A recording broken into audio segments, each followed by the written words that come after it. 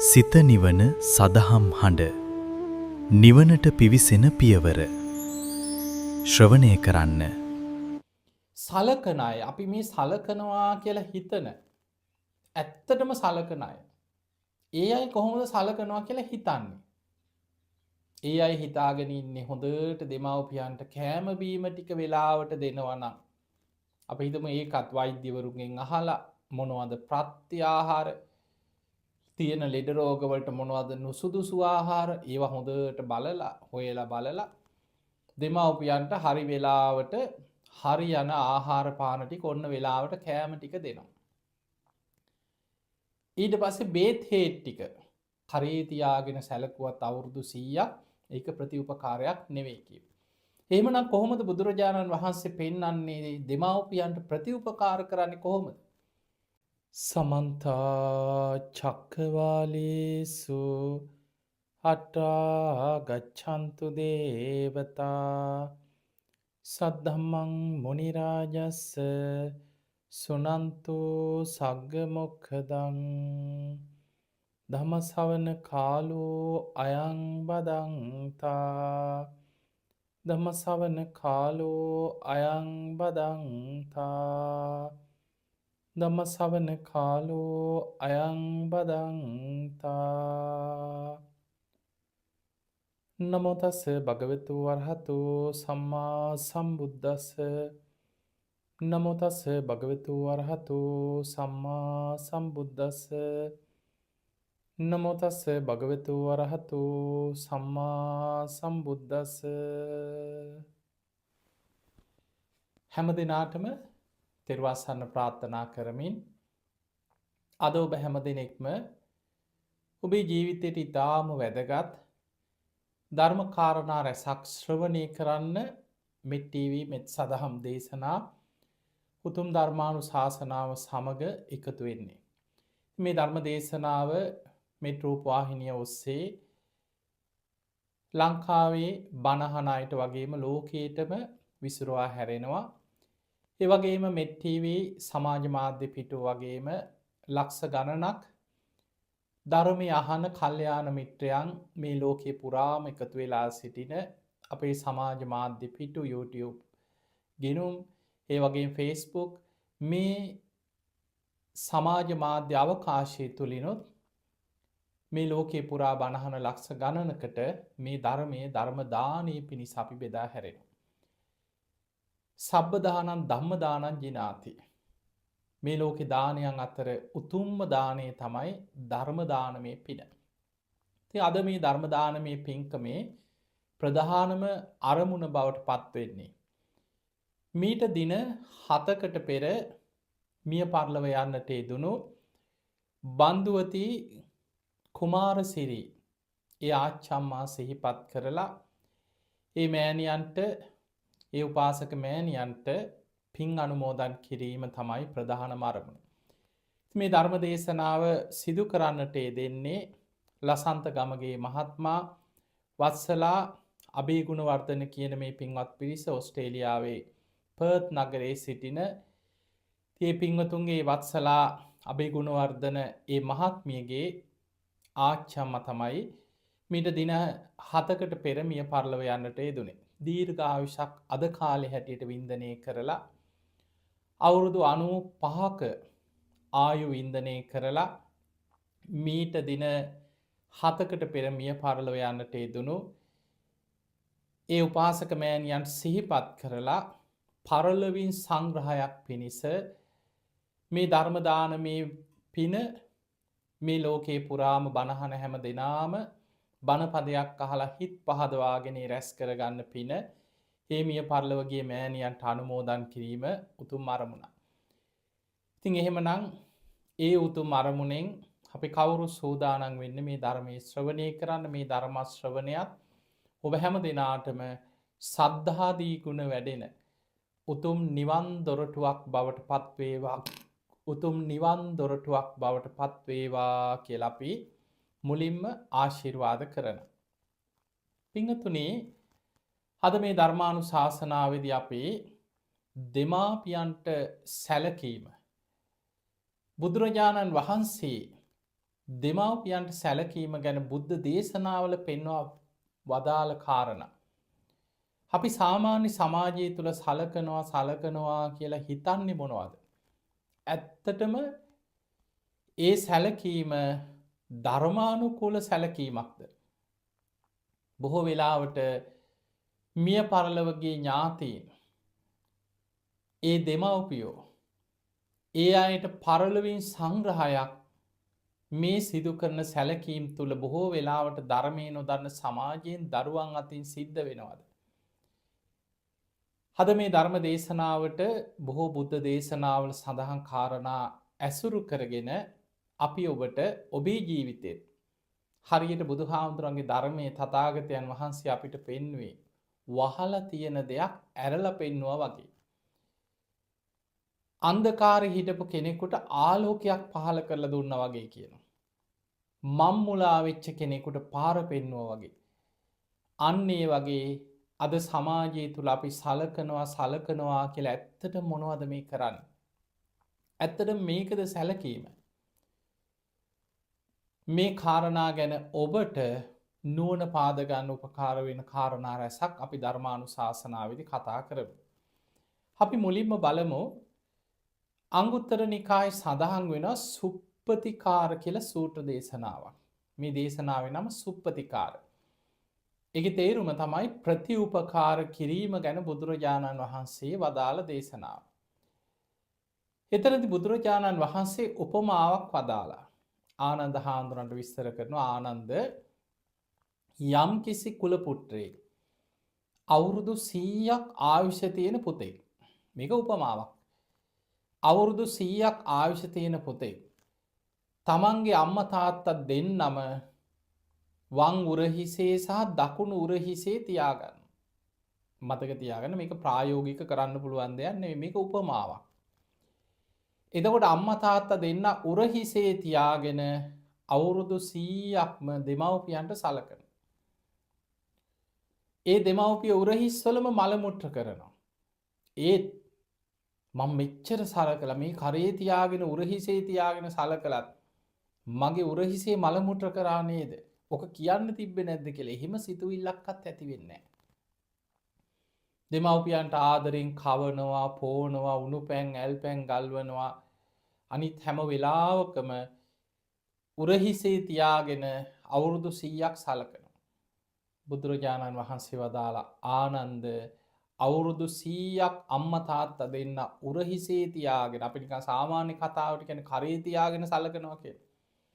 එහෙම සැලකුවත් ඒක සැලකීමක් මිසක් ප්‍රතිඋපකාරයක් නන් නොවේ කිය. අන්න වචනේ. ඒක සැලකීමක්. අපි දෙමව්පියන්ට කෑම බීම ටික ගෙනත් දෙනවා. ඔබ හිතන්න ඔබේ දෙමව්පියෝ වයසට ගියා වයෝවෘද්ධ හැමෝම හැමදාම එක මට්ටමින් ඉන්නේ නැහැ. ඔබේ පුංචි කාලේ දෙමව්පියෝ දුක් විඳලා රස්සා කරලා හරි හම්බ කරලා ඔබ ලොකු මහත් කරා ඔබ පෝෂණය කරා.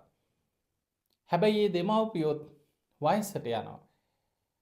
උපන්නා වූ සෑම කෙනෙක්ම වයසට යනවා. එතකොට මේ දෙමව්පිය වයසට ගියාට පස්සේ ඒ අයගේ ජීවිතයේ සැඳෑ සමයේ තුල අන්න දෙමව්පියන්ට ඔබ කළ යුතු යුතුයකමක් ප්‍රතිඋපකාරයක්.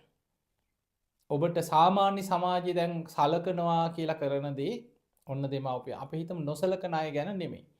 අද සමාජය ඕන තරම් දෙමව්පියන්ට ගහන, බනින, ගෙවල් වලින් පන්නන, පාරේ ගෙනත් දාලා යන නොයෙක් විදියට හිංසා පීඩා කරන සමාජලාවට උණු වතුර නෑවුවා කියයි.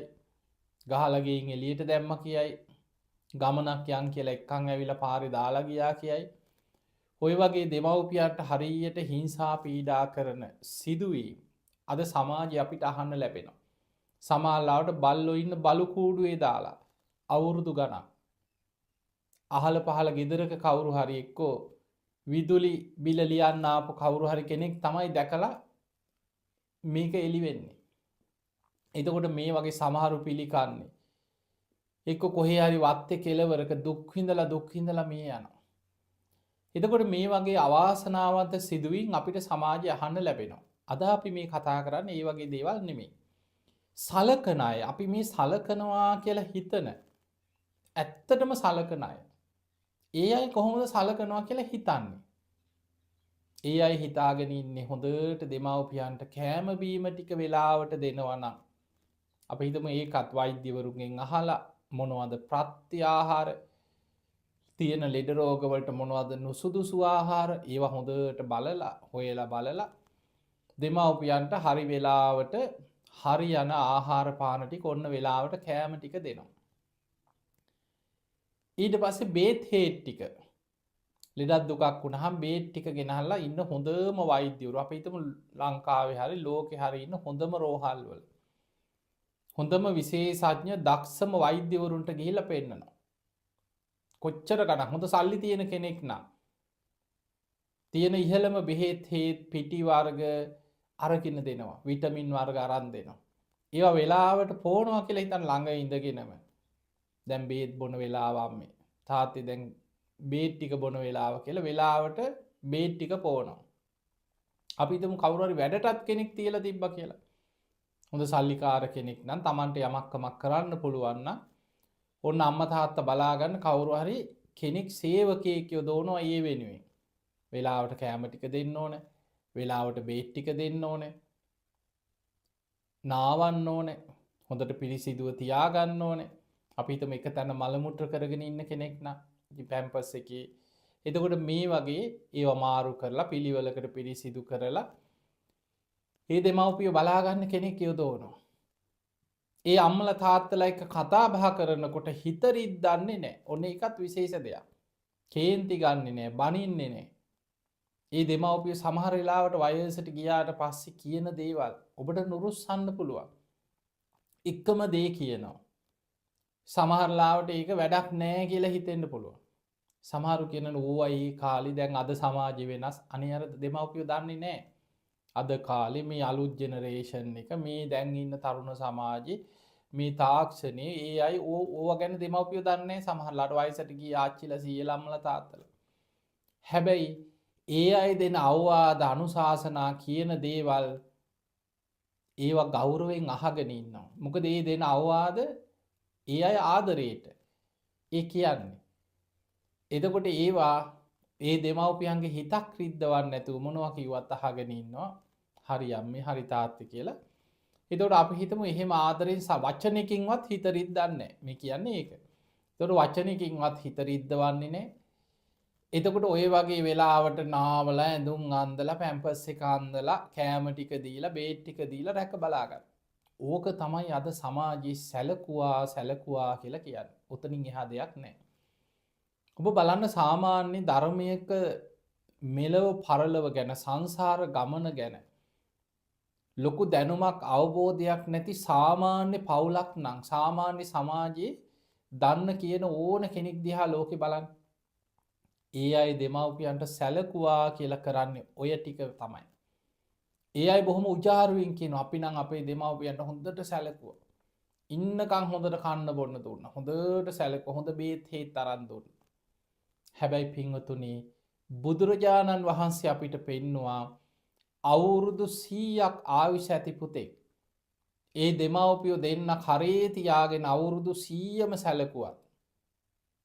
දෙමව්පියෝ උරහිසේ මල මුත්‍ර කරද්දි පවා ඒත් සිතකින්වත් මම මෙච්චර කරලත් මට මෙහෙම කරා නේද මේ කියන්න තිබ්බේ නැද්ද එහෙම හිතන්නේවත් නැහැ. එතකොට ඒ තරම් සලකලවත් ඒක ප්‍රතිඋපකාරයක් නෙමෙයි කියලා බුදුරජාන් වහන්සේ වදාළා. ඇයි තථාගතයන් වහන්සේ එහෙම දේශනා කරන්නේ? බුදුරජාන් වහන්සේ වදාළ ආනන්ද තථාගතයන් වහන්සේ එවැනි ආකාරයෙන් දේශනා කරන්නේ දෙමව්පියෝ කියන්නේ දරුවන්ට බොහෝ උපකාර පිණිස පවතිනවා. එතකොට මේ දෙමව්පියෝ දරුවෝ වෙනුවෙන් දරා ගන්න දේවල් විඳින දුක තමන්ගේ මුළු ජීවිතේම සමහර අය දැන් බලන්න සාමාන්‍ය කාන්තාවක් තරුණ වයසේ විවාහ වෙන්න කලින් ඒ අය ස්වරූපයෙන්ම ලස්සනට ඉන්න කැමති හැඩ වැඩ වෙන්න කැමති හැබැයි දරුවෙක් වෙනුවෙන් තමන්ගේ ජීවිතේ අර ලස්සන ශරීරයේ මේ ඇඟේ හැඩේ ඔක්කොම හිතෙන් අතහරින. එතකොට සමහරවිට දරුවෝ දෙතුන් දෙනෙක් ලැබුණාට පස්සේ නොයෙක් අසනීප ඇඟේ අමාරුකම් ඒ ඔක්කොම දරාගෙන තමන්ගේ ලේ ටික කිරි කරලා දීලා ඒ දරුව වෙනුවෙන් මුළු ජීවිතේම සමහරලාවට දුක් විඳිනවා. වෙනද වගේ නෙමෙයි ඊට පස්සේ සමහරලාවට ඇඳුමක් මාරු කරගන්න මූණකට හොදගන්න සමහරලාට වැසිකිළියකට කැසිකිළියකට ගිහිල්ලා වෙලාවකට ඒ කිසි දෙයක් සමහර අම්මලා කියන කොණ්ඩෙවත් පීරගත්තේ නෑ අද දවසටම මේ ළමයි නිසා ළමයි අඬනවා ළමයින්ගේ වැඩ. එතකොට අර හැඩ වැඩ වෙවි හිටපු කෙනා සමහරලාවට දරුවෝ නිසා ජීවිතේ තමන්ගේ ජීවිතේ කැප කරනවා. ඊළඟට ඒ දරුවන්ට සමහරලාවට දෙමව්පියෝ සමහර තාත්තලා ඉන්න ජීවිතේ මම කවදාවත් අනුන්ගේ දෙයක් හොරකම් කරන්නේ නෑ කියලා. එහෙම යම් ගුණයක් රැකගෙන යම් ප්‍රතිපක්තියක් එක්ක හිටපු අය සමහර වෙලාවට දරුවා කන්න නෑ කියලා අඬනකොට ගෙදර දෙන්න දෙයක් නැති වෙනකොට ඒ ආර්ථික ප්‍රශ්න ඉදිරියේ සමහර වෙලාවට හොරකමක් කරන්න පෙළඹෙන්න පුළුවන්. සමහරවිට පිටිපැකට්ටයක් හරි හොරකම් කරන්න හිතෙන්න පුළුවන්. සමහරලාවට ජීවිතේ මහා දුක් විඳිනවා. ඊටාම දරුණු ජීවිත අවදානම් ඇති රස්සාවලේ දෙනවා. කීයක් හරි හොයාගන්න දරුවෝ වෙනුවෙන් පවුල වෙනුවෙන්. එතකොට ඒ වගේ දෙමව්පිය මුළු දරුවෝ වෙනුවෙන් මුළු ජීවිත කාලෙම කැප කරලා දුක් විඳලා ඒ කරන කැපකිරීමට ප්‍රතිඋපකාරයක් හැටියට ඒ තමන්ට ජීවේ දීලා රැක බලාගෙන හදලා වඩලා ලොකු මහත් කළ ඒ කරපු දෙයට ප්‍රතිඋපකාරයක් හැටියට කරේ තියාගෙන සැලකුවත් අවුරුදු 100ක් ඒක ප්‍රතිඋපකාරයක් නෙවෙයි කියනවා. එහෙමනම් කොහොමද බුදුරජාණන් වහන්සේ පෙන්වන්නේ දෙමව්පියන්ට ප්‍රතිඋපකාර කරන්නේ කොහොමද? අන්න සුප්පතිකාර සූත්‍රයේ බුදුරජාණන් වහන්සේ කාරණා 5ක් පෙන්වනවා. ආනන්ද යම් දරුවෙක් දෙමව්පියන්ට ප්‍රතිඋපකාර කරන්න කල්පනා කරනවා නම් මෙන්න මේ කරුණු 5න් ප්‍රතිඋපකාර කළ යුතුයි. සද්ධාාවක් නැති දෙමව්පියෝ තුල සද්ධාව ඇති කරවන්නට ඕන. ඔන්න පළවෙනි එක. සීලේ යම් යම් අඩුපාඩු තියෙන දෙමව්පියෝ ඉන්න පුළුවන්. ඒ අයව සිල්වත් කරවන්නට ඕන. ඔන්න දෙවෙනි එක. දහම් දැනුම ලොකු දහම් දැනුමක් නැහැ. ජීවිත කාලෙම රස්සා කරා හම්බ කරා දරුවෝ වෙනුවෙන් නැහුණා. බණක් අහන්න පන්සලකට යන්න පොයි දවසෙත් වැඩ. එතකොට මෙහෙම දුක් විඳපු දෙමව්පියෝ ඉන්නවා. හැබැයි ඒ අයව ධර්මයට යොමු කරලා ඒ දෙමව්පියෝ තුළ දහම් දැනුම ඇති කරවන්නට ඕනේ. අන්න ප්‍රතිඋපකාරයක්. ඊළඟට මසුරුයි ලෝභයි දන් දෙන්නේ නැහැ. අතහැරීම පුරුදු කරන්නේ. ඒකත් හිතනවා. ළමයින්ට මේ දරුවන්ට හරි මේවා ඉතුරු කරන්න ඕනේ. මේවා දුක් විඳලා හම්බ කරගත්ත දේවල් ඕවා විනාශ කරගන්න එපා. ඕවා ඔහි කවුරු හරි දරුවෝ දන් දෙනකොටත් ඒකටත් බනිනවා එපා කියනවා. ඒ පිනේ වටිනාකම නොදන්න නිසා. එතකොට දෙමව්පියන්ට ප්‍රතිඋපකාර කරන්න හිතන දරුවෙක් නම් අන්න දානය කියන්නේ මේකයි. දානේ වටිනාකම මෙහෙමයි. සංසාර ගමනක් තියෙනවා. මේ කර්මඵල ගැන මේ ගැන දැනුම ඇති කරලා දෙමව්පියන්ව අතහැරීම පුරුදු කරවන්න. දානයට පුරුදු කරවන්න. ත්‍යාග සම්පත්තියට යොමු කරවන්න කියන. අන්න ප්‍රතිඋපකාර කරන 4 වෙනි ක්‍රමය. 5 වෙනි එක බුදුරජාණන් වහන්සේ වදාලා ඒ දෙමව්පියෝ තුළ ප්‍රඥාව ඇති කරවන්න. ඒ දෙමව්පියන්ව භාවනාවකට යොමු කරවන්න.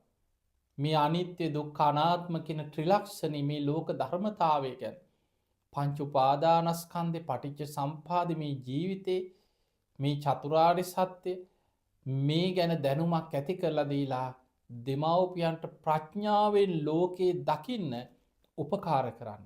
අන්න ප්‍රතිඋපකාරයක් හැටියට බුදුරජාණන් වහන්සේ පෙන්වපු 5 වෙනි කාරණය. එහෙමනම් කරුණු 5ක් බුදුරජාණන් වහන්සේ පෙන්වනවා. සද්ධාව ඇති කරවනවා. දෙමව්පියන්ව සීලවන්ත කරවනවා. ඒ අය තුළ දහම් දැනුම ඇති කරලා දෙනවා. ඒ අයව පින් දහම් වලට යොමු කරලා ත්‍යාග සම්පත්තිය ඇති කරවනවා. ඒ අය තුළ ප්‍රඥාව ඇති කරවනවා. මෙන්න මේ කරුණු 5න් තමයි කියනවා දෙමව්පියන්ට ප්‍රතිඋපකාරයක් කරන්න පුළුවන්. දැන් ඔබ බලන්න ඇත්තටම දැන් අපි මේ යන්නේ සංසාර ගමන. අපේ අම්මා තාත්තා වේවා ආච්චි සීයා වේවා පවුලේ අපේ පවුලේ 10 දෙනෙක් නම් කවදා හෝ මලකෙවල් 10ක් කාට කවදා කොතන ඉස්සර වෙයිද දන්නේ. දැන් බලන්න මීට කලින් හිටපු පරම්පරා අද වගේ සමාජයේ වෙනස් වෙන්න පුළුවන්. පරිසරය, දියුණුව, ගහකොළ හැබැයි ඒ අයටත් දරුවෝ ගැන, පවුලේ අය ගැන, ළමයින්ගේ අනාගතය ගැන ඒ බැඳීම් තිබුණා. ආච්චිලා සීයලා ඒ අයගේ අම්මලා තාත්තලා මේ පරම්පරා ගණන් ඈතට හිතාගෙන යන. අද වෙනකොට පොළොව හාරලවත් පස් ටිකක්වත් හොයාගන්න තියෙනවා. ඇට කෑල්ලක්වත් පොළොවට පස් වෙලා ගියා. අද මේ ජීවත් වෙන්න අපි ඔබ මේ බණහන හැමෝම මම තව අවුරුදු 100කින් හිතන්න. නමක්ක සමහර වෙලාවට කවුරුත් කිව්වට දන්නේ නැති වෙයි. එහෙම අය හිටියද ඒ කාලේ කියලා. පොළොව හාරලවත් වල්ලපු තැනක්වත් ආදාහනය කරපු තැනක්වත් මේ මගේ කියලා අද ගෙවල් ඉඩම් ගොඩ නැගිලි මේවා නංගහල මොනවා තියාගෙන හිටියත් තව කාලයකින් පස්සේ තව අවුරුදු 100කින් පස්සේ අද මේ ඉන්න කවුරුවත් නැහැ. වෙනම පරිසරයක්, වෙනම ලෝකයක්, වෙනම ගෙවල් දොරවල්, වෙනම සමාජයක්. මේ ඉන්න අය ගැන මතකයක්වත් නැහැ. මේක තමයි ලෝක ධර්මතාවය. ඒ නිසා මෙන්න මේ ලෝකයේ යථාර්ථයේ ධර්මතාවය තුළ මෙලව ගැන විතරක් ඉන්නකම් කාලා බීලා ඉඳලා මැරිලා මොකෙක් වුණාම මොකද කියන මට්ටමින් නම් ඉන්නේ. එයා මෙලව ගැන විතරයි හිතන්නේ. එයා දන්නේ නැහැ එතනින් එහා සංසාර ගමනක් තියෙනවා. මරණින් මත්තේ මහ භයානක සංසාර ගමනක් තියෙනවා. ඒක දන්නේ නැහැ. ඒ නිසා පින්වතුනි මෙලොව පරලොව දෙලවම දෙමව්පියන්ගේ සුවපත් කරන්න පුළුවන් නම් අන්නේ දරුවා දෙමව්පියන්ට ප්‍රතිඋපකාර කරන කෙනෙක්. ඒ දෙමව්පියන්ව සුගතිගාමී කරවන්න. ඒ දෙමව්පියන්ට කල්යාණ මිත්‍ර සේවනය ඇති කරලා දෙන්න. ඒ දෙමව්පියන් අනේ මගේ දෙමව්පිය කොහොම හරි නිවන් දකින්නවනම් අන්නේ සිතුවිල්ල ඇති වෙනවනම් කවදා හරි මේ දෙමව්පිය සෝවාන් මගඵලයක් ලබනවනම් දිව්‍ය ලෝකෙක හරි ගිහිල්ලා සුගතිගාමීව නිවන කරා යනවනම් අන්නේ අරමුණ දරුවෝ තුල අවංකව උපදිනවනම් අන්නේ දරුවෝ දෙමව්පියන්ට ප්‍රතිඋපකාර කරන දරුවෝ. ඒ නිසා දෙමව්පියන්ගේ පරලොව ගමන ගැන හිතන්න පුළුවන් නම් ඒක ඊටාම වැදගත් දෙයක්.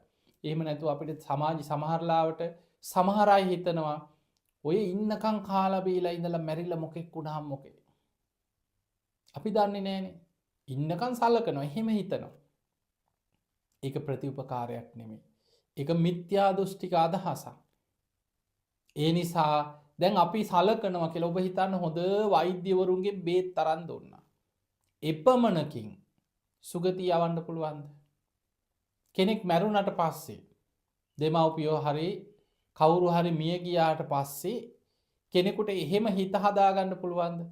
අපේ දෙමව්පියෝ ඉන්නකම් හොඳ වටිනා කෑම බීම තමයි කෑවේ බීවේ. ඒ නිසා දැන් නම් සුගතියක ඉපදිලා ඇති. කාපු කෑම බීම වලින් සුගතිය යනවද?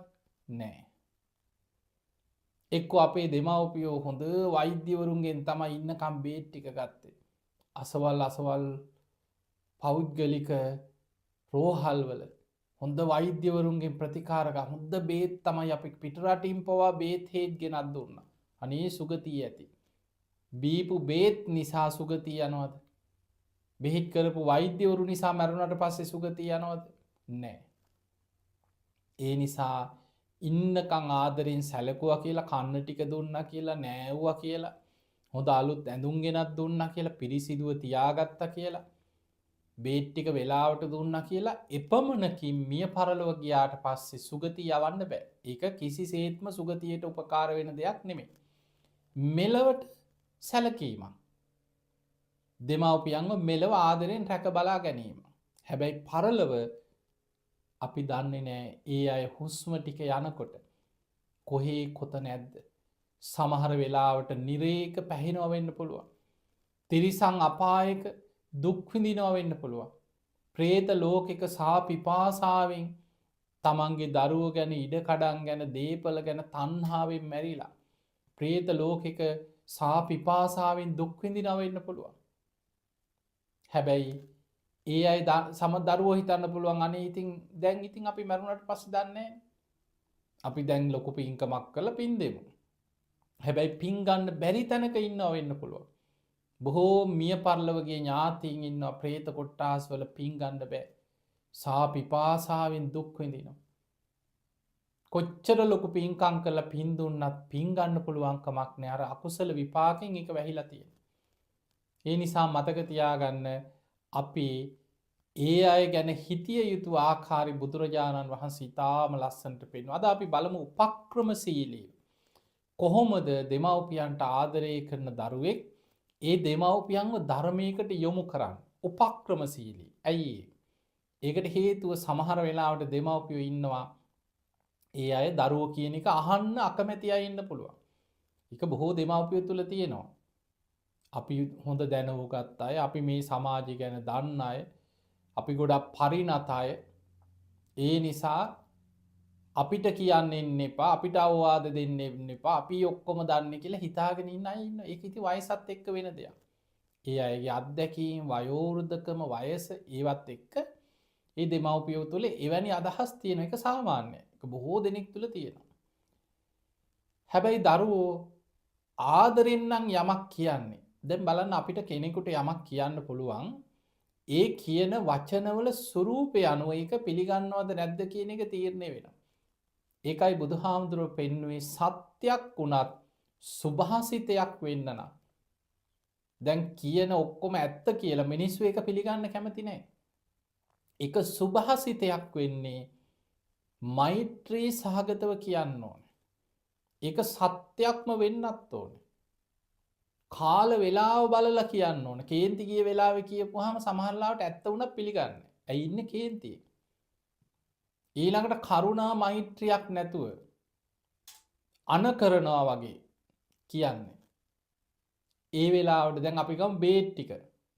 මේක බොනවා කියලා කාට හරි දුන්නොත් සැර කරලා සමහර වෙලාවට කේන්තියට මර්ග විසි කරලා දාන්න පුළුවන්. ඒ නිසා බොහොම ආදරෙන් කෙනෙකුට රෝගියෙකුට වේවා තමන්ගේ මම්මා තාත්තා නොවුන සමහර ලාවට අනේ අම්මේ තාත්තේ මේක බොන්නකෝ මේ වෛද්‍යවරු කියන්නේ හොඳටනේ අපි ඉස්සෙල්ලා ලෙඩේ සනීප කරගමුකෝ වෙලාවට බේත් ටික බොන්නකෝ කියලා බොහොම ආදරෙන් බේත් ටික අතට දෙනකොට ඒක බොහොම ආදරෙන් බොන්නේ. දැන් බලන්න සමහර වෙලාවට මේ බෙහෙත් ගන්න යන දෙමව්පියෝ සමහර වෛද්‍යවරු ඉන්නවා. ඒ වෛද්‍යවරු ලෙඩුන්ට හරි කාරුණිකයි. සමහර අය කියනවා මේ දොස්තරත් එක්ක කතා කරපුවාම ලෙඩේ සනීප වුණා කියනවා. ආදරෙන් කතා කරනවා, අහනවා, හිත හදනවා. එතකොට ලෙඩෙත් අමතකයි සමහරලා. ලෙඩෙත් භාගයක් සනීප වෙලා. බේත් ටික බොන්නත් කලින්. එතකොට අපිට පේනවා මේ මානසික සුවපත් භාවය ආදරෙන් කතා කිරීම අපිට වචන වලින් කරුණාවෙන් මෛත්‍රියෙන් බොහෝ රෝග සුවපත් කරන්න පුළුවන්. බොහෝ අය ලෙඩ වෙලා ඉන්නේ මානසිකව. හිතේ දුක කියාගන්න බැරි අසරණකමක්, තනිවීමක්, පාළුවක්, තමන්ව ගණන් ගන්නේ නැති ගතියක්. බොහෝ වෙලාවට වයසට ගියාම දෙමව්පියන්ට දැනෙන දෙයක්. දැන් ඊ අය තරුණ කාලේ හොඳට මහන්සි වෙලා වැඩ කරා. කායි ශක්තිය ඇතුව දුවලා පැනලා වැඩ කරා, රස්සාවල් කරා, හම්බ කරා. මැදි වයස වෙනකොට බොහොම වගකීම් සහගතව රස්සාවල් කරනවා, හම්බ කරනවා, උදේ ඉඳන් රෑ වෙනකන් සමහර රැයටත් වැඩ. එක්ක පිටරටවල් වල සති ගණන් අවදානම් රැකියාවල යෙදෙනවා. ජීවිතේ හොඳට හිතලා බලලා තීරුම් අරගෙන සැලසුම් කළ ජීවත් වෙච්ච අය. හැබැයි වයසට ගියාට පස්සේ සමහර ලාවට දැන් රෝද පුටුවක ඇඳක පුටුවක ඉන්නේ. කියන ඒවත් අනිත් අය පිළිගන්නේ නැහැ. එතකොට කියන දේවල් අනිත් අය අහන්න කැමති නැහැ. අන්න එතකොට ඒ අයට මානසිකව ඇති වෙනවා දැන් අපි කියන දේවල් ගණන් ගන්නෑ. අපි කියන දේවල් වලට ඇහුම්කන් දෙන්නේ. අපේ ළමයි දැන් අපිව පිළිගන්නේ නැහැ. අන්න ඒ වගේ මානසික වැටීමක් බොහෝ දෙමව්පියෝ තුල ඇති වෙනවා. ඒ නිසා වැදගත්ම දේ තමයි ආදරෙන් කතා බහ කිරීම. දෙයක් කාරුණිකව තේරුම් කරලා දීම. අන්න ඒ නිසා සුභාසිතයක් වෙන්න නම් කායික වුණ දෙමව්පියෝ එක්ක විතරන්නේ ඕනම කෙනෙක් එක්ක. ඔබ හිතන්න ගුරුවරයෙක් ශිෂ්‍යයන්ට උගන්වන වෙලාවක පවා ඒ ශිෂ්‍යයන්ට බොහොම ආදරෙන් කරුණා මෛත්‍රියෙන් යමක් කියලා දෙනවා නම් ඒ දරුවන්ගේ යහපතටමයි මේක කියන්නේ කියලා දරුවන්ට තේරෙනවා නම් දරුවෙක් වැරැද්දක් කරත් ඒ දරුවට ගහනවට දඬුවම් දෙනවට වඩා ආදරෙන් කියලා පුතේ ඕක කරන්න එපා. ඔයාගේ හොඳටයි මේ කියන්නේ. ඔයා මේ වගේ වැරදි වැඩ කරොත් ඔයාට මේ වගේ දේවල් වෙනවා. එතකොට ඔයාගේ දෙමව්පිය කොච්චර දුක් විඳලාද ඔයාට මේ උගන්වන්නේ? මොනතරම් අපේක්ෂාවෙන්ද ඒ අය මේ දේ කරන්නේ? අන්න ඒ විදිහට අපිට කරුණු සහිතව ආදරෙන් කියන්න පුළුවන් නම් බොහෝ මුරණ්ඩු හිතුවක්කාර දරුවෝ ගුරුවරුන්ටත් හිතයිශී වෙනවා, කාරුණික වෙනවා. ඒ නිසා කාරුණික වචනකින් සමහර වෙලාවට බොහෝ නපුරු අයගේ, හිතුවක්කාර අයගේ, දරුණු අයගේ හිතාගන්න බැරි වෙන විදිහට සුවපත් කරන්න, දමනය කරගන්න පුළුවන්කම තියෙනවා.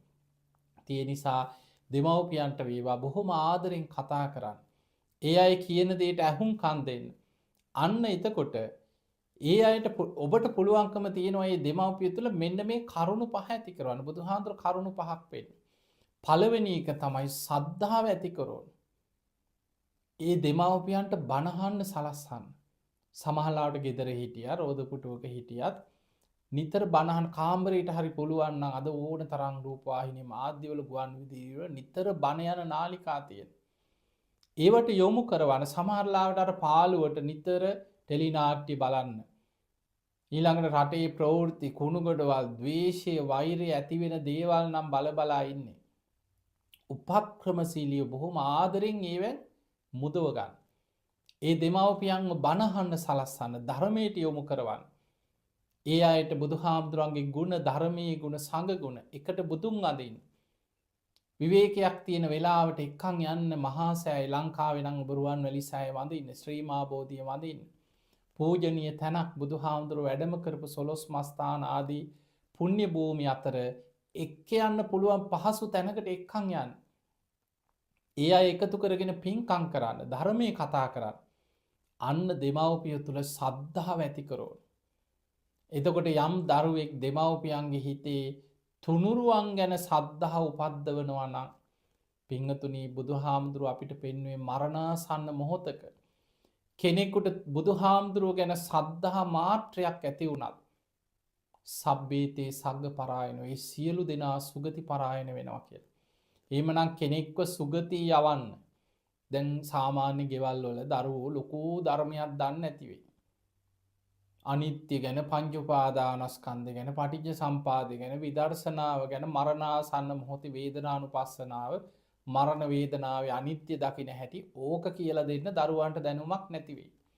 හැබැයි අඩුම ගානේ බුදු ගුණ ටික ඒ වෙලාවේ කෑ ගහලා හූ කියලා අඬාගෙන ඇඟට පනින්න නැතුව බුදු ගුණ ටික කියලා සුගතියක හිත පිහිටෝලා ඒ අම්මගේ, තාත්තගේ, ඥාතියගේ පරලෝ ගමනට කල්යාණ මිත්‍රෙක් වෙන්න පුළුවන් නම් ඒක පුළුවන්කම තියෙන ධර්මයේ දන්න කෙනෙකුට. ඒ නිසා පින්වතුනි මරණ මංචකේ ධර්මයක් නොදන්න දරුවෙක් හරි ඥාතියෙක් හරි ළඟ ඉන්නවා කියන්නේ හතුරෙක් ළඟ ඉන්නවා වගේ භයානකයි. ධර්මයේ දන්න කෙනෙක්, පින්පව් මෙලොව පරලොව දන්න කෙනෙක් ළඟ ඉන්නවා කියන්නේ කල්යාණ මිත්‍රෙක් ළඟ ඉන්නවා වගේ. ඒක භාග්‍යයක්, වාසනාවක්.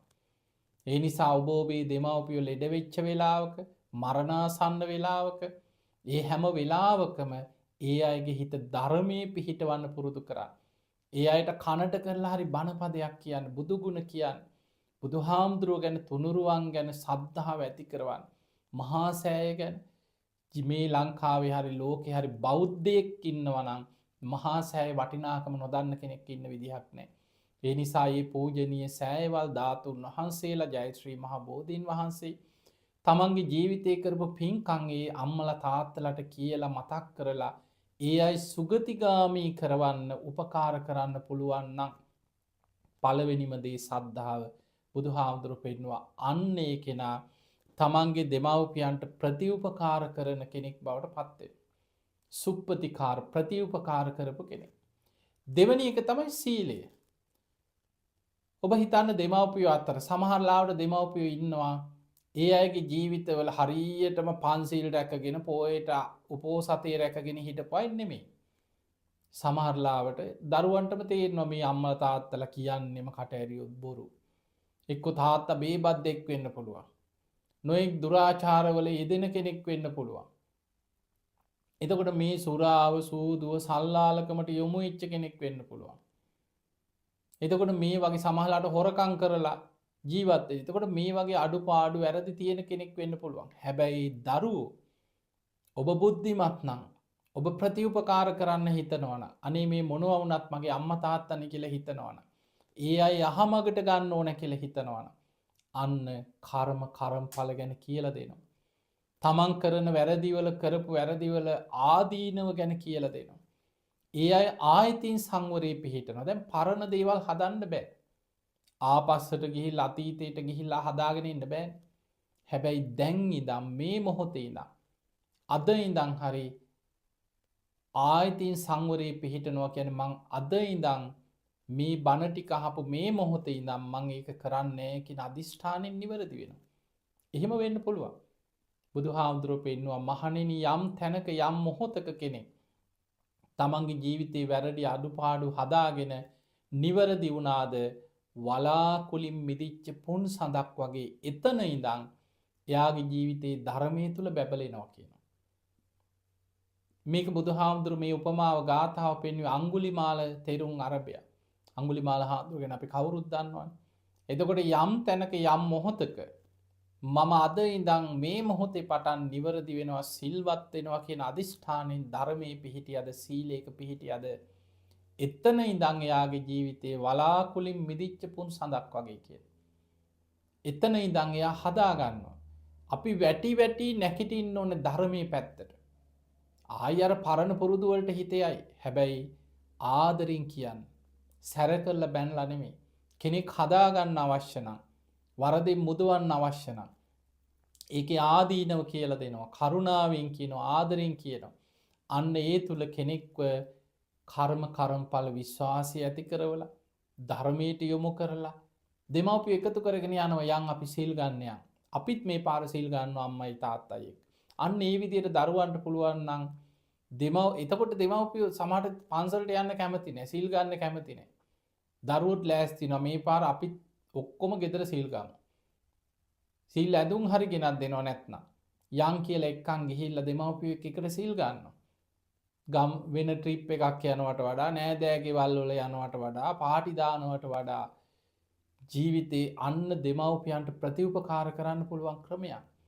ඒ අය පරලොව සුගතියක අරගෙන යන්න උපකාර කරන. ඒ දෙමව්පියෝ එක්ක කරගෙන පින්කම් වලට එක්කන් යනවා. භාවනා වැඩසටහන් වලට එක්කන් යනවා. බණ අහන්න එක්කන් යනවා. ඒ අයව සීල් සමාදන් කරන්න අරගෙන යනවා.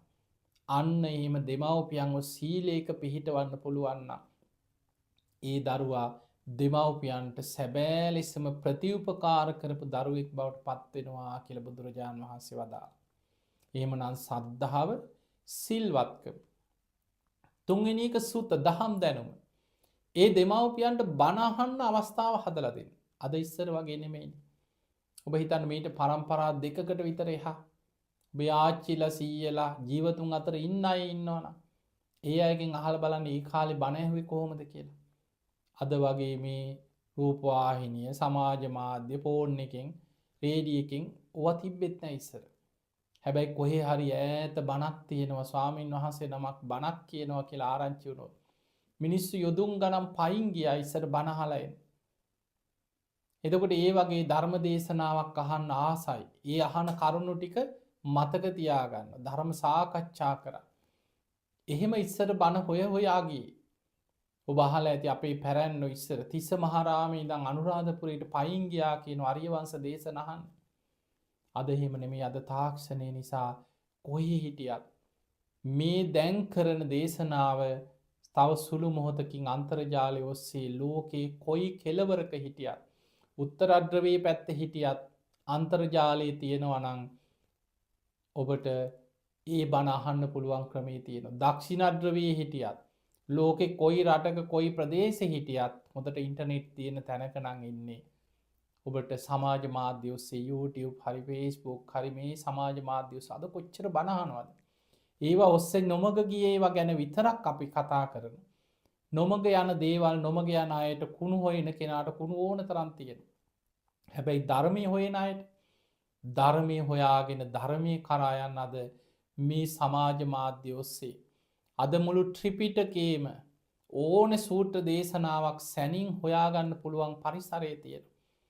අද අන්තර්ජාලයේ මුළු ත්‍රිපිටකයේම භාෂා ගණනාවකට පරිවර්තනය කළ ධර්මය හොයන කෙනෙකුට ඕන සූත්‍රයක් හොයාගෙන කියවන්න.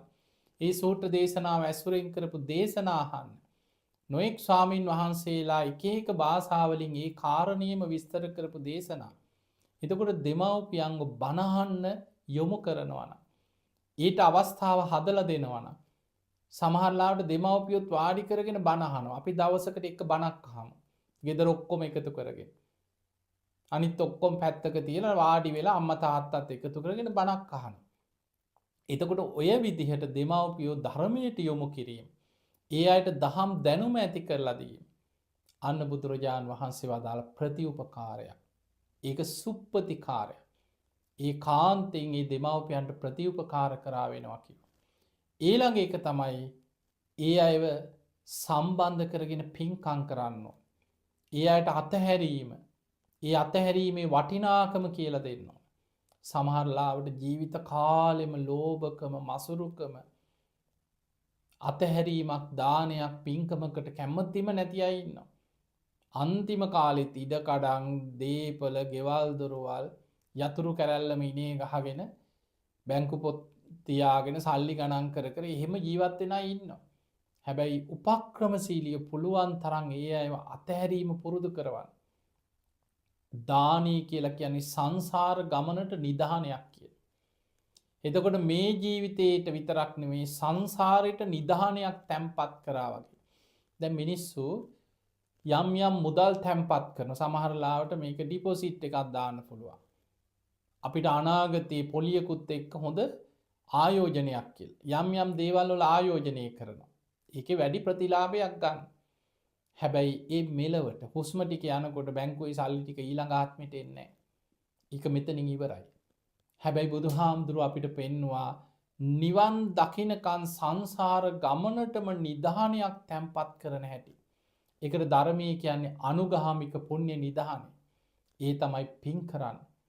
දන් දෙනවා කියන්නේ පින් කරනවා කියන්නේ මෙලවට විතරක් නෙමෙයි සංසාරයට නිධානයක් තැම්පත් කරගත්තා කිය.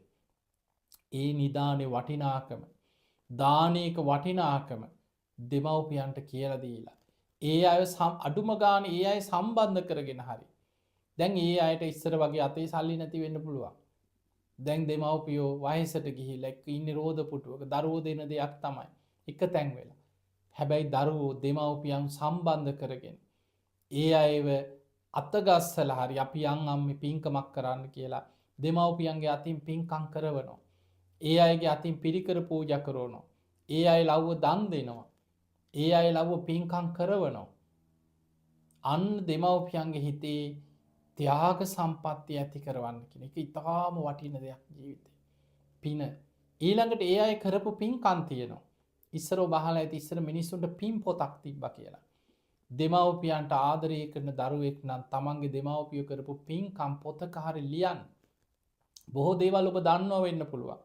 නොදන්න දේවල් ඇති ඔබ පුංචි කාලෙ දෙමව්පිය කරපු දේවල්.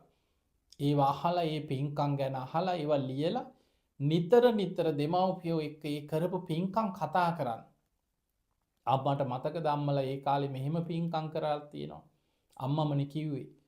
තාත්තල ඒ කාලෙ මේ විදිී පින්කං කරා කියලා තාත්තා කියලා තියෙන මතකද. එතකොට ඒ දෙමව්පියන්ට පරණ පින්කම් මතක් කරලා දෙනවා. ඒව ගැන කතා කරනවා. අන්න ඒ අයගේ හිතේ පින බලවත් කරෝට. නෝපන් කුසල් උපද්දවනවා උපන්නාව කුසල් බලවත් කරලා දෙනවා.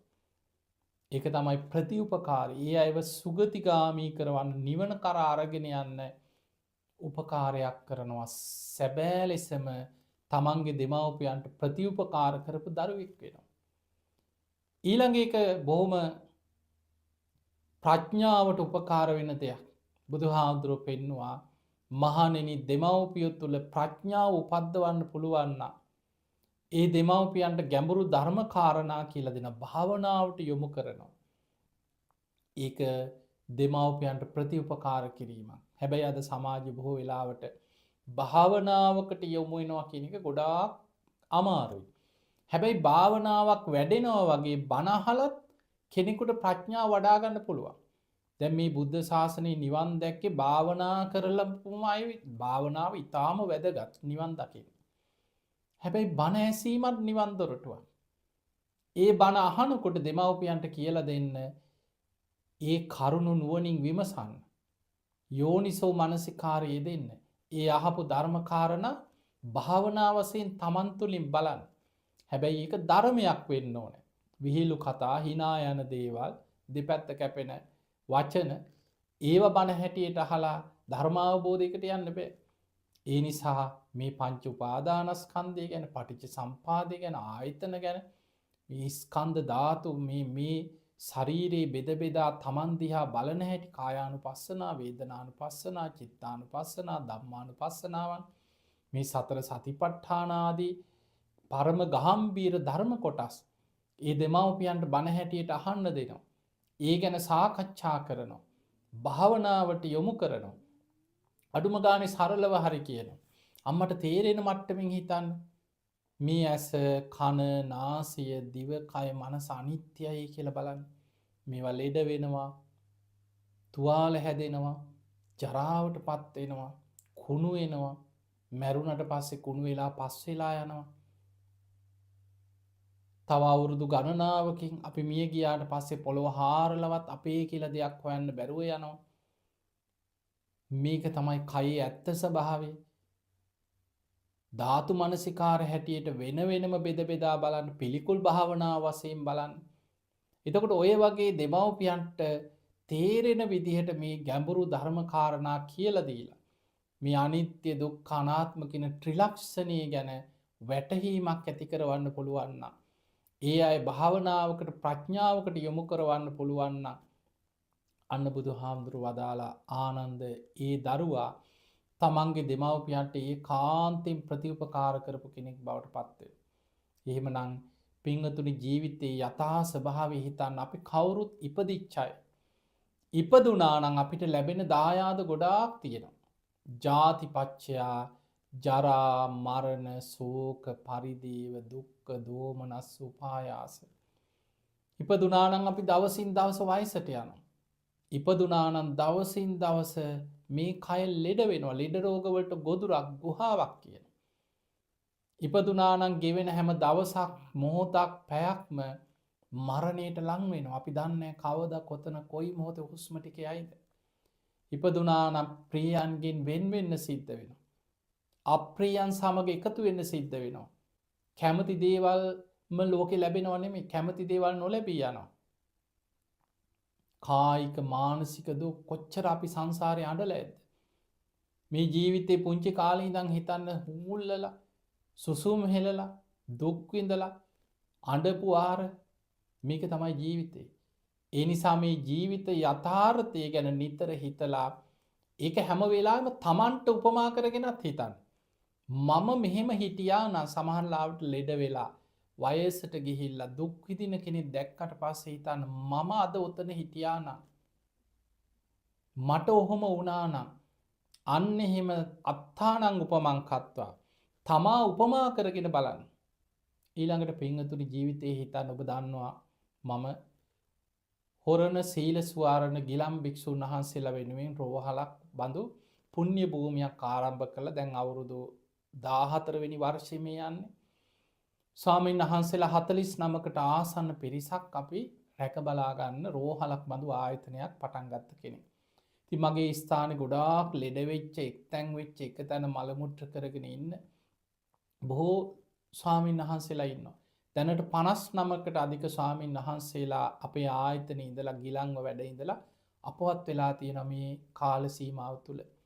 ඒ වගේම කොට්ටාව ප්‍රදේශයේ අපි අම්මවරුන් වෙනුවෙන් සිල් මෑණිවරු භික්ෂුණීන් වහන්සේලා වෙනුවෙන් කාන්තාව වෙනුවෙන් එවැනි ආයතනයක් ආරම්භ කරා. 25 දෙනෙක් වගේ පිරිසක් එතනත් ඉන්නවා.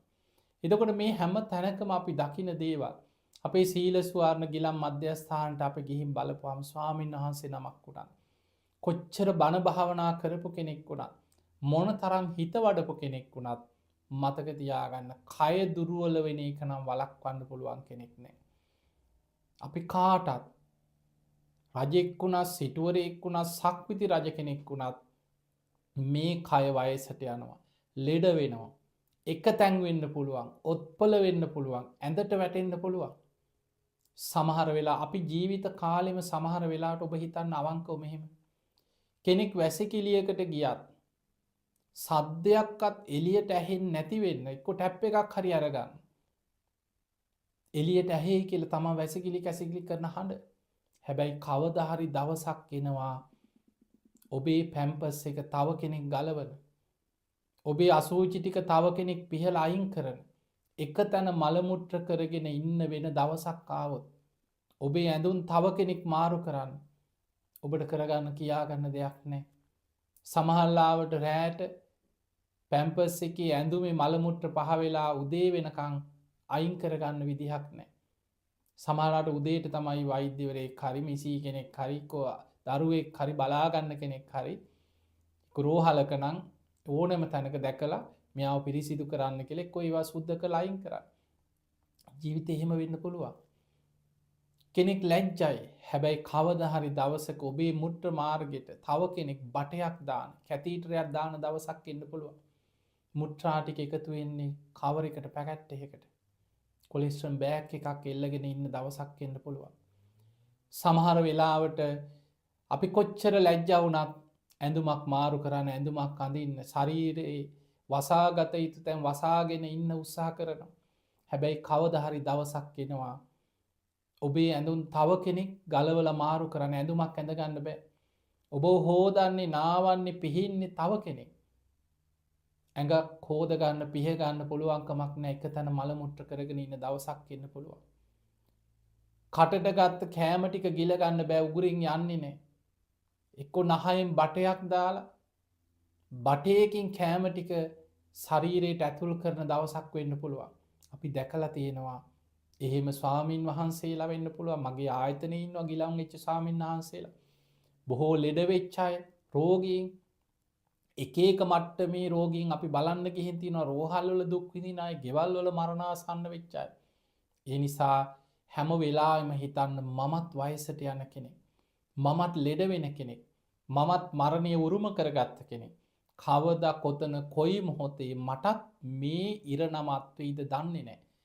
ඒක හොඳට හිතනවා නම් ඔබත් ඔබේ ජීවිතේ වයසට යන්න කලින්, මැරෙන්න වැටෙන්න කලින්, එක තැන් වෙන්න කලින් අප්‍රමාදී වෙනවා. බුදුහාමුදුරුවන්ගේ අන්තිම බුද්ධ වචනයත් ඒකමයි. අප්‍රමාදේන සම්පාදේත. මහණෙනි අප්‍රමාදීව කුසල් වඩන්න. එහෙමනම් අප්‍රමාදී වෙන කෙනා, එයා තරුණයෙක් වුණත්, මැදි වයස කෙනෙක් වුණත් මේ ධර්මය ඇහෙද්දී එයා ජීවිතයේ ධර්මයේ තුලින් ඔය කරුණු පහ තමනුත් වඩනවා. සද්ධාව, සිල්වත්කම, දහම් දැනුම, ත්‍යාග සම්පත්තිය, ප්‍රඥාව. ඒවට කියන්නේ සීක බලධර්ම. ඒ සීක බලධර්ම පුරුදු කරගන්නවා. තමන්ගේ ජීවිතය තුලත් තමන් පුරුදු කරනවා. තමන්ට ආදරේ නම් තමා තුල සද්ධා, සීල, සුත, ත්‍යාග, ප්‍රඥා වඩා ගන්න. තමන්ගේ දෙමව්පියන්ට ඇත්තටම අවංකවම ආදරේ නම් ඔවුන්ව සුගතිගාමී කරවන්න, ඔවුන්ට සංසාර දුකින් එතර කරවන්න, ප්‍රතිඋපකාරයක් කරවන්න හිතනවා නම් ඒ අය තුල සද්ධා, සීල, සුත, ත්‍යාග, ප්‍රඥා ඇති කරවන්න. ඊළඟට ස්වාමියෙක් අවංකවම තමන්ගේ බිරිඳට ආදරේ නම්, බිරිඳක් තමන්ගේ ස්වාමියාට ආදරේ නම්, දෙමව්පියෝ ඇත්තටම දරුවන්ට ආදරේ නම්, දරුවෝ තුල පුංචි කාලේ ඉඳලා සද්ධාව ඇති කරවන්න. ඒ දරුවෝ සිල්වත් කරවන්න. ඒ දරුවන්ට ධර්මයේ දෙන්න. ඒ දරුවෝ එක්ක එකතු වෙලා පින්කම් කරන්න. එහෙම වුණොත් දෙමව්පියන්ටවත් වයසට ගියාට පස්සේ ලැබෙන්නේ සද්ධාව දියුණු කරපු දරුවෝ. පුංචි කාලේ ඉඳන් සීලය ගැන අහපු, දහම් දැනුමේ වටිනාකම, පිනේ වටිනාකම දන්න දරුවෝ තමන් වටේ ඉන්නේ. ඒ නිසා දරුවන්ට බැන ළමයින්ට ධර්මයක් නැහැ කී බොහෝ වෙලාවට අපිට අහන්න ලැබෙනවා. හැබැයි ඔබේ ජීවිතෙත් ඔබ පුළුවන් හැම වෙලාවෙම ඔබ වටා ඉන්න අය ධර්මයට යොමු කරවන්න. එතකොට ඔබ වටා එවැනි පරිසරයක් ගොඩ නැගෙනවා. ඔබේ නිවසේ නෑදෑයෝ, ඥාතියෝ, යාළුවෝ, හිතවත් අය ඔබ ධර්මානුකූල වෙනකොට ඔබ වටා කල්යාණ මිත්‍ර ඇසුර ලැබෙනවා. ගැළපෙන අය, සමාන චරිත ලක්ෂණ අය, සමාන අයට එකතු වෙනවා. නුසුදුසු අය, ඔබට අකමැති, ධර්මයට අකමැති අය ඔබ අතහැරලා යනවා. සිල් ගන්න අකමැති අය අනේ යත් එක්ක වැඩක් නෑ. එයා දැන් කාලා බීලා විනෝද වෙන කෙනෙක් නෙවෙයි. එයා මේ බණ අහගෙන ඉන්න කෙනෙක් කියලා ඒ අය ටිකක් ඈත් වෙලා යනවා. කල්යාණ මිත්‍රයෝ එකතු වෙනවා, පාප මිත්‍රයෝ ටික ඈත් වෙනවා. කෙනෙක් ධර්මයට යොමු වුණා කියන්නේම කල්යාණ මිත්‍ර සේවනයේ ඉබේම ළඟට එනවා. පාප මිත්‍රයෝ ටික හිමින්ම මගහැරලා යනවා. ඒක මේ ධර්මයට යොමු වීමේ වටිනාකම. ඊට පස්සේ යාට ඇසුරට ලැබෙන්නේ කල්යාණ මිත්‍රයෝ, සත්පුරුෂයෝ.